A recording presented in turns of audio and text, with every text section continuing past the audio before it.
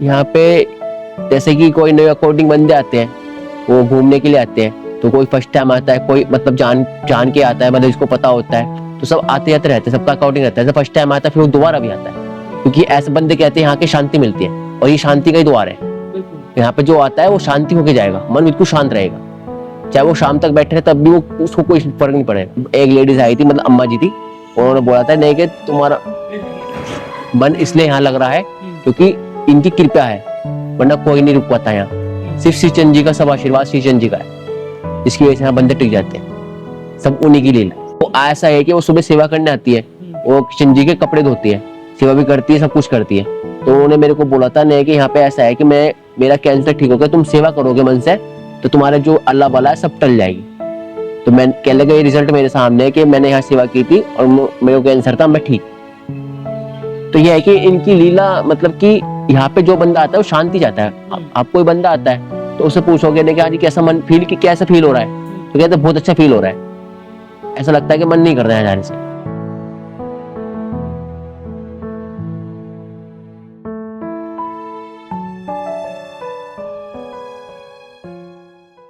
जी मेरा नाम समर्पित शर्मा है।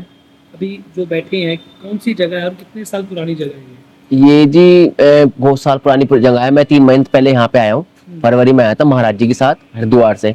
हरिद्वार में हम रहते कंखल पहाड़ी बाजार में, हमें वहाँ 9 साल हो गए, 32 साल मुजफ्फरनगर में रह गए। तो बाकी मैंने यहाँ रह के इतना जाना है इनके बारे में कि यहाँ पे आए थे, इन्होंने तपस्या की थी, तो इनके जो निर्वाणकार महाराज जी है प्रीतम दास जी, गद्दी का इन्होंने निर्माण किया था। बाकी जो महंत लोग हैं विक्रम विदित्य जी की जो थे, उनकी मतलब कि उनकी ईस्वी से है, विक्रम ईस्वी से मतलब, तो उनके 12-12 साल का सबका गैप है। तो उसके बाद में संतनानंद जी के और इनके बाद में फिर हमारे दिव्यंबर मुनि जी बने, इनके साथ ही मैं हरिद्वार से आया हूँ जिनके साथ। तो ये दिव्यंबर मुनि जी स्टैंप अब यहाँ पे हमारे महंत है।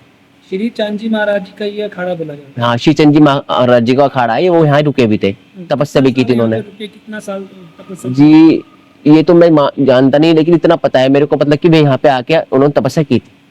हाँ, क्योंकि मैं मेरे को फरवरी में आया था, मेरे को मतलब कि ये भी मेरे को कुछ बाबा है जो यहाँ रहते हैं, उन्होंने बताया मेरे को, तो इतना मेरे को जाके पता चला है। श्री हरिमंदिर साहब के बिल्कुल पास है ये जगह। हाँ जी, हाँ जी। कितने लोगों को पता है, कितने लोग डेली आते हैं यहाँ पे दर्शन के लिए? यहाँ पे जी वैसे संत निवास है ये, संतों का ऐसा होता है कि ऐसे 2-3 दिन रुकते हैं, 4 दिन रुकते हैं, सब महाराज जी पे डिपेंड करता है, जैसे महाराज जी बोलते हैं उसके हिसाब से रूम मिलता है। बाकी जो फैमिली वाले होते हैं उनके लिए कोई अलाउडिंग नहीं है, सिर्फ संत निवास है। और बाकी लोग आते हैं दर्शन करके चले जाते हैं, बस रुकते नहीं है, यहाँ पे बैठते आराम कर सकते हैं, दर्शन कर सकते हैं, उसके अलावा कुछ नहीं, मतलब कि सिर्फ मंदिर तक एंट्री। यहाँ पे अंदर काफी जगह बनी हुई है दर्शन करने के लिए, कौन कौन सी जगह उसके बारे में बता दीजिए। यहाँ पे जी समाधि है हमारे निव्यांकर महाराज जी की, प्रीतम दास जी की। उससे आगे चलोगे थोड़ा बाहर आओगे, वहाँ धूना है, यहाँ पे प्रीतम दास जी इन्होंने श्रीचंद जी ने तपस्या की थी। उसके आगे हमारा बाहर मूर्तियाँ हैं, माता की है और हनुमान जी की है और इनकी है, मतलब कि कृष्ण भगवान की है, सबकी मूर्तियाँ आएंगी। हाँ जी। क्या लगता है कितने लोगों को पता है कि ये स्थान भी है यहाँ पे जैसे कि कोई नए अकॉर्डिंग बंदे आते हैं, वो घूमने के लिए आते हैं, तो कोई फर्स्ट टाइम आता है, कोई मतलब जान के आता है, मतलब इसको पता होता है, तो सब आते जाते रहते हैं, सबका अकाउंटिंग रहता है। फर्स्ट टाइम आता है फिर वो दोबारा भी आता है, क्योंकि ऐसे बंदे कहते हैं यहाँ के शांति मिलती है, और ये शांति का ही द्वार है। यहाँ पे जो आता है वो शांति होके जाएगा, मन बिल्कुल शांत रहेगा, चाहे वो शाम तक बैठे रहे तब भी वो उसको कोई फर्क नहीं पड़ेगा। दिल अगर उदास है, अगर किसी को कोई परेशानी है जी जी जी, तो यहाँ पे आके कैसा फील करते हैं लोग? यहाँ पे आके देखो, मैंने 6 महीने, मेरे को 5 महीने हो गए, मैं फरवरी में आ गया था, लेकिन मुझे आके बहुत अच्छा फील हो रहा है। एक तो मन में शांति है और एक शांत वातावरण, ना कोई दिक्कत, और ऊपर से श्रीचंद जी का आशीर्वाद साथ में। अब एक लेडीज है, उन्होंने बताया था कि मैंने यहाँ सेवा की उनकी, श्रीचंद जी की, कैंसर था उसको, आज वो ठीक है, रिजल्ट सामने। यहाँ पे सेवा करने के बाद वो ठीक है? हाँ, मतलब कि इनका एक, मतलब मान के चलो चमत्कार ही है, एक इनकी लीला है जो हम यहाँ पे टिक रहे हैं। कल एक लेडीज आई थी, मतलब अम्मा जी थी, उन्होंने बोला था नहीं कि तुम्हारा मन इसलिए यहाँ लग रहा है क्योंकि इनकी कृपा है, वरना कोई नहीं रुक पाता यहाँ। सिर्फ श्रीचंद जी का सब आशीर्वाद श्रीचंद जी का है, इसकी वजह से यहाँ बंदे टिक जाते हैं, सब उन्हीं की लीला है। अभी ये गद्दी वगैरह है यहाँ पे, कुछ ऐसा सिस्टम है? गद्दी है जी, हमारे महाराज जी महंत है, दिव्यंबर मुनि जी है, इस टाइम ये गद्दी पे विराजमान है। तो वो कब कब रहते हैं यहाँ पे, कब कब? वे अभी है हमारा, देखो हम अपना टाइम बताते हैं, सुबह हम उठते 5 बजे, पूजा होती है 5-5:30 बजे तक, जो पुजारी है वो पूजा करते हैं, उसके बाद में मेहनत जी उठ जाते हैं, नीचे 6-7 बजे तक आते हैं, दर्शन करते हैं, चले जाते हैं। फिर हमारा टाइम होता है 10:30 बजे भोग का। भोग का लगाने के बाद में 12 बजे मंदिर बंद करके 4 बजे मंदिर खोलता है। शाम को फिर 7:50 पर आरती शुरू हो जाती है। पूजा आरती किस चीज की जाती है? पूजा आरती मतलब कि ये श्रीचंद जी की होती है, बाकी हम सब में आरती होती है। पहले श्रीचंद जी को करते हैं, फिर प्रीतम दास जी करते हैं, फिर हम अपने महादेव शिवालय में करते हैं। फिर सारे में घूम के उसके अकॉर्डिंग फिर आरती होती है। कुछ चरण धूप भी होती है यहाँ पे जो मिलती है, ऐसा कुछ? जी जी, चरण धूप जो होती है?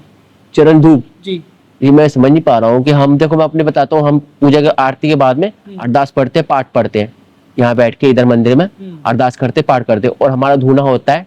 धूना हम तो 5:30 बजे सुबह बदलते हैं, और सुबह शाम बदलता है 6:30 बजे करीब। तो धूना बदलते हैं, धूना बदलना पड़ता है। रात कितने बजे तक होता है ये मंदिर? ये हमारा 8:30 बजे तक बंद हो जाता है। उसके बाद बंद कर देते हैं? बंद कर देते, उसके बाद में हम अपना खाना पीना खा के रूम में चले जाते सोने के लिए। तो रहते हैं आप यहाँ पे ही? हाँ, मेरे को फरवरी से आया, मैं तब से यही हूँ। यहाँ पे जो देख रेख है वो सारी खुद का आप करते हैं? हाँ जी, ऐसे ही है कि मतलब कि हम आते हैं, यहाँ बैठते हैं, श्रद्धालु जो यात्री लोग आते हैं वो दर्शन करते हैं, अकॉर्डिंग बस देख रेख होता है कि मतलब कि यहाँ तक हमारी एंट्री है, उससे हम आगे नहीं जाने देते। इससे आगे हमारी कोई एंट्री नहीं है, सिर्फ इधर इधर एंट्री है। पुरातन समय की बात करूं, काफी पुराना मंदिर बोला जाता है ये। हाँ जी, बहुत पुराना मंदिर है। इसका प्रसाद मिलता था यहाँ पे जी।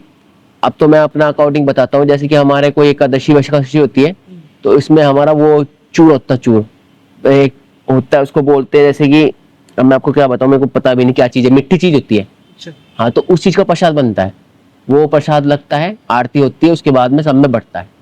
अगर कोई में भी बांटा जाता है श्रद्धालुओं में? हाँ, श्रद्धालु जैसे आते हैं, अगर श्रद्धालु यहाँ बैठे हुए होंगे, यात्री बैठे होंगे दर्शन करने वाले, तो उनको भी देते हैं।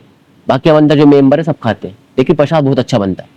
जैसे आपने बताया एक औरत थी, उसको कैंसर था, उसने सेवा की, तो वो ऐसा है कि वो सुबह सेवा करने आती है, वो कृष्ण जी के कपड़े धोती है, सेवा भी करती है, सब कुछ करती है। तो उन्होंने मेरे को बोला था नहीं कि यहाँ पे ऐसा है कि मेरा कैंसर ठीक हो गया, तुम सेवा करोगे मन से तो तुम्हारे जो अल्लाह वाला है सब टल जाएगी। तो मैं कह लगा, ये रिजल्ट मेरे सामने है कि मैंने यहाँ सेवा की थी और मेरे को कैंसर था, मैं ठीक। तो ये है कि इनकी लीला, मतलब कि यहाँ पे जो बंदा आता है वो शांति चाहता है। आप कोई बंदा आता है तो उससे पूछोगे ना कि आज कैसा मन फील, कि कैसा फील हो रहा है, तो कहते हैं बहुत अच्छा फील हो रहा है। ऐसा लगता है कि मन नहीं कर रहा है जाने से। आज हर किसी की जिंदगी में कई दुख है, कई दर्द है। जी जी, जिंदगी में हर किसी के घर में क्लेश वगैरह रहता है। जी जी जी जी जी। अगर किसी ने दुख दूर कर रहे हो, ये सबसे छुटकारा डालना हो, तो आजकल कई तरह के उपाय करने को बोल देते हैं, जैसे पंडित। जी जी। लगता नहीं कि ऐसे जो हमारे स्थान है गुरुओं के, वहाँ पे आके बैठ के दर्शन किए जाए तो ज्यादा बढ़िया है?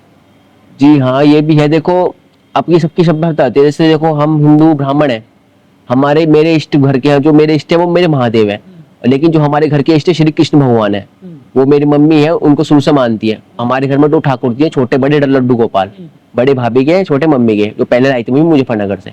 तो हम उनकी पूजा करते हैं। सुबह मम्मी उठती है 3-4 बजे करीब, पूजा करती, नहला के स्नान करा के उनको भोग लगा देते हैं। तो जैसे हम मम्मी उनका भागवत की गीता पढ़ती है या रामायण करती है, तो मम्मी हो गया तो बहुत शांत मन होता है। देखो, भगवान सब एक अंश बराबर है, चाहे श्रीचंद जी हो।